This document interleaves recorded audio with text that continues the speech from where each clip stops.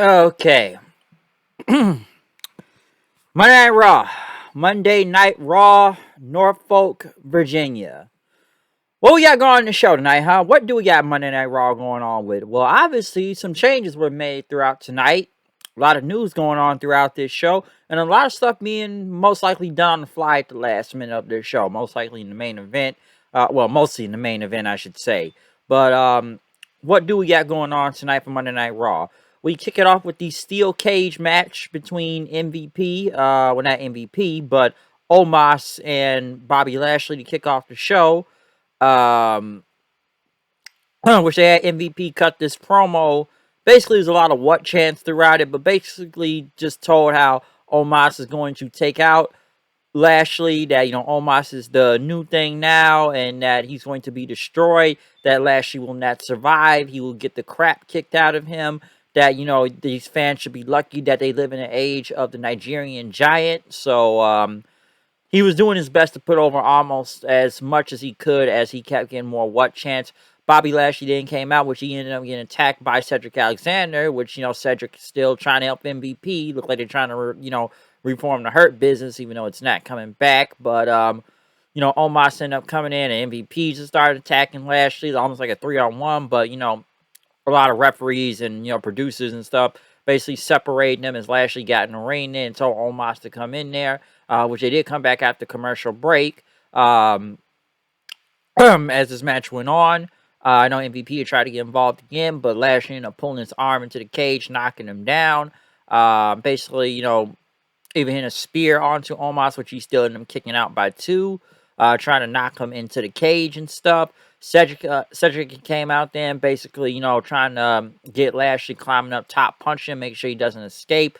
But Lashley ended up grabbing him and throwing him into the ring then, as Lashley ended up jumping off the top rope onto Omos. Omos caught him and then knocked him into the side of the cage then, hit him with a big boot. He picked up Lashley again, which he ran him into the cage, and the cage broke. I would say it looked kind of awkward for a quick second there, but, we've seen people knock the cage over before. Well, shit, Lashley's knocked the cage over before, except he jumped through the cage and landed on Umaga years ago on ECW when they had that. But Lashley rolled through the cage and basically, got up, which he did win the match because his feet hit the floor first. So Lashley did win this match. Yes, he went through the cage with Omos throwing him through it, but Lashley, basically still landed on his feet to the outside of the ground and won, which I'm sure this is going to be another match between both of these two. Big pop for Lashley, though. Crowd was really feeling Lashley here tonight. Like, they were cheering for him big time. Like, would some people care about this feud? Not really, and I know it's going to continue now, which most likely could end up being a Hell in a Cell match now, since, a cage can now hold these two giants out there. Maybe a Hell in a Cell can hold both of these giants then. So we'll see what happens with that. Um, Next, Austin Theory was supposed to face Mustafa Ali in a match, but you know what? We need a special guest referee, which was like last week with the Miz out there. But then it says, you know what? One thing Mr. McMahon taught me was expecting unexpected, and Mustafa Ali ended up going against Veer. Veer won the matches. Basically, was a 3-on-1 out there. Honestly, with just a lot of distractions and Theory getting involved and just Veer himself, Miz, distracting and whatnot. Which Veer ended up getting a win with his cervical clutch.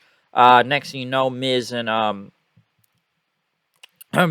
Theory told Veer to get the table and everything so they could put Mustafa through it. Next thing you know, Rey Mysterio's music hits as Rey Mysterio and his son Dominic are back on Monday Night Raw. We have not seen him in a minute since Veer's debut, and he took out both the Mysterios, but the Mysterios ended up knocking the deck to the ground and keeping him bait in. So, yes. Rey and Dominic are back, but, like I said, Veer still gets the win over Mustafa, which I would say gained sympathy with Mustafa. Basically, there was no way you could win this because this, the deck has been stacked against him for a while now with all these 3 or 2-on-1 matches, except this time Veer, no champ out there. But yes, they've been doing what they can to fuck with Mustafa Ali. Someone say this is a shot in a way with the whole Twitter thing. But hey, I could be right, I could be wrong, but I could see why a lot of people think that. Next, Becky Lynch was talking to Adam Pearce, which apparently tonight was supposed to be a six-pack challenge to see who was going to face Bianca Belair for the women's title at Hell in a Cell. But there's been stories coming out tonight that Sasha and Naomi walked out of Monday Night Raw and left the building due to creative differences with Vince McMahon.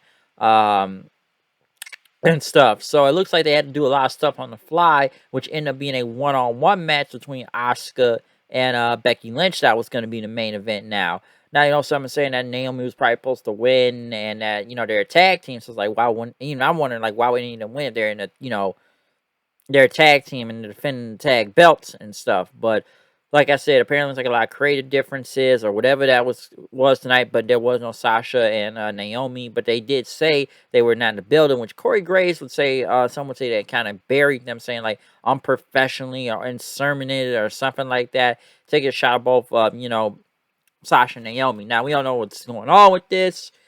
Say it's not the first time that Sasha's had creative differences before. Some would say we've seen it anyways. And stuff. So, yeah, I don't know what's the deal going on with this, but this was because I wondered like, wait a minute, was it supposed to be a 6-pack challenge, and then now it's a one-on-one match. Some would think, well, why didn't they still add Doudrop and Nikki Ash into the match? How come they couldn't be involved? Well, shit, it's not like they really were doing anything on Raw anyways until recently, so maybe it's supposed to do a one-on-one because the feud has had to do with Becky and Asuka. Adding them, I don't know what done much, making a fatal four-way in, but it's like they have really nothing going on, so why would they even get a title shot to begin with? They literally have not even been on TV, and majority taking a lot of losses, so why the hell would they even be getting a title shot to begin with? Excuse me. Next, Matt Riddle winning against Jimmy Uso. Randy Orton not out there tonight, but good match between both of these two. Not bad. Riddle and them getting the win with the roll up onto Jimmy Uso, so not bad at all.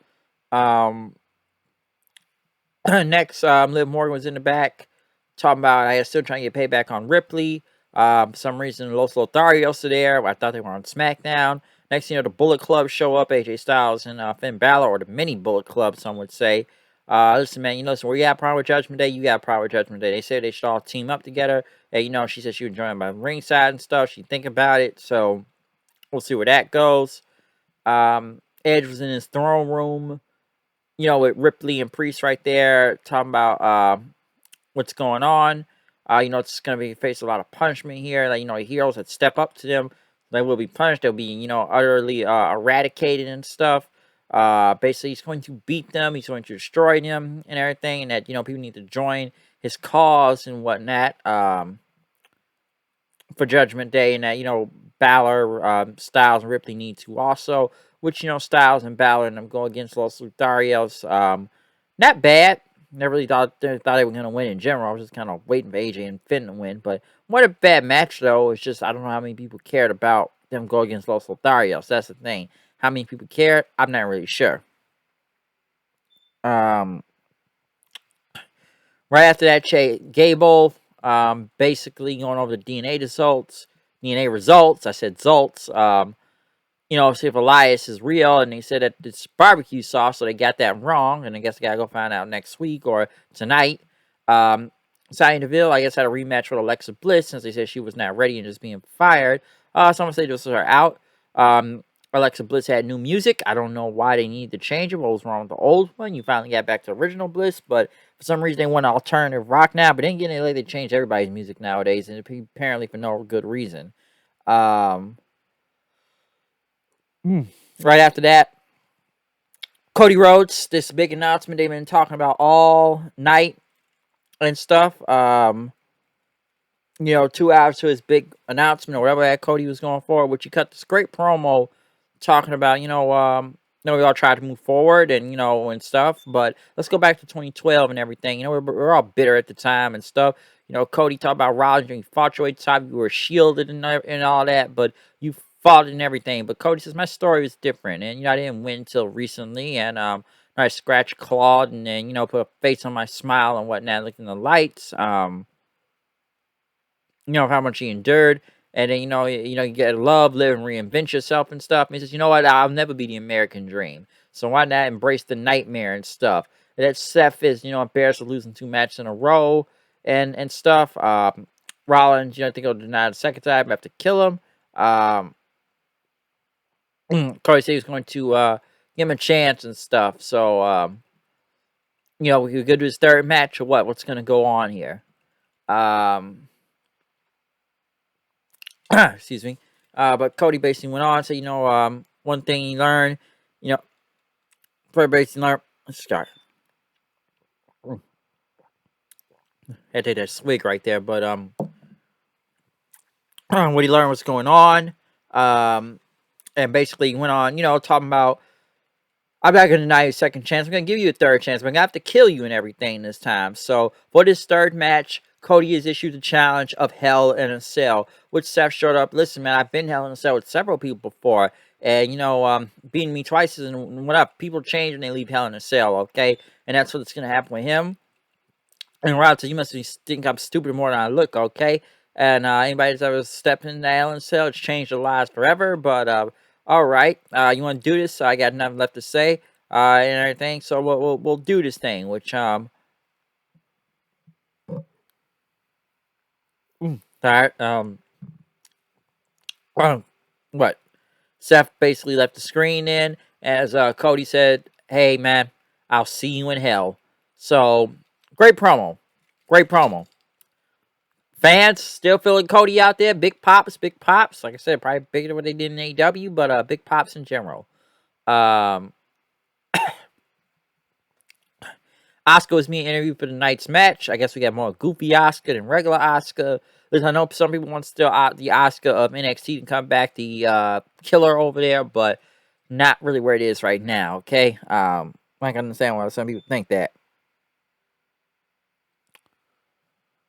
Next,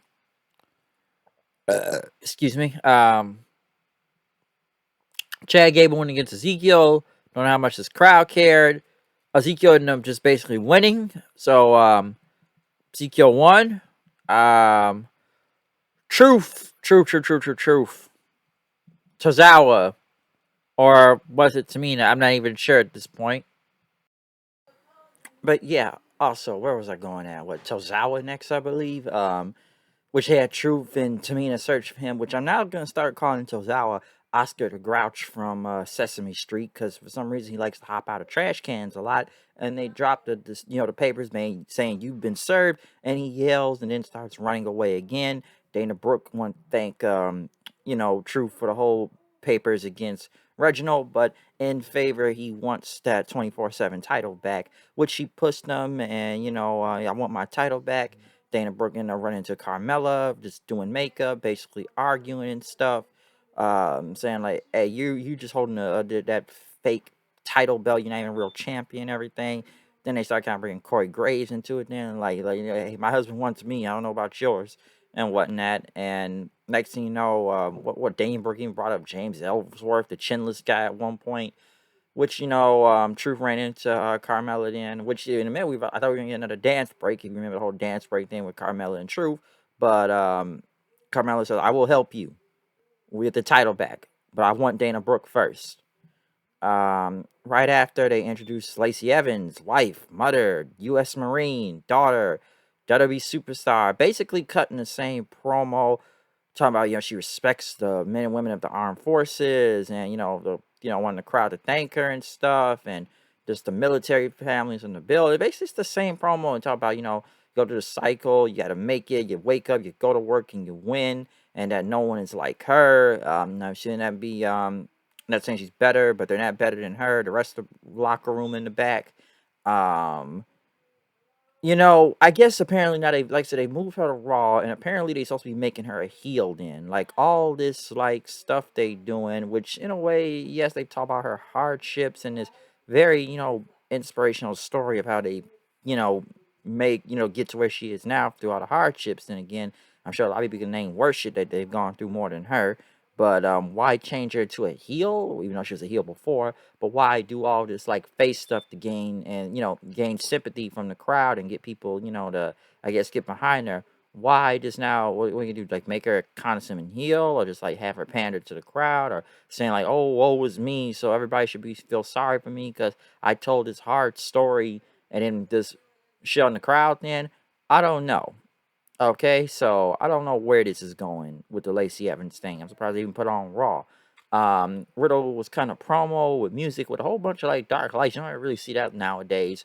Just walking up like, hey man, for RK Bro 420 just smoked your ass, just like Van Dam would say.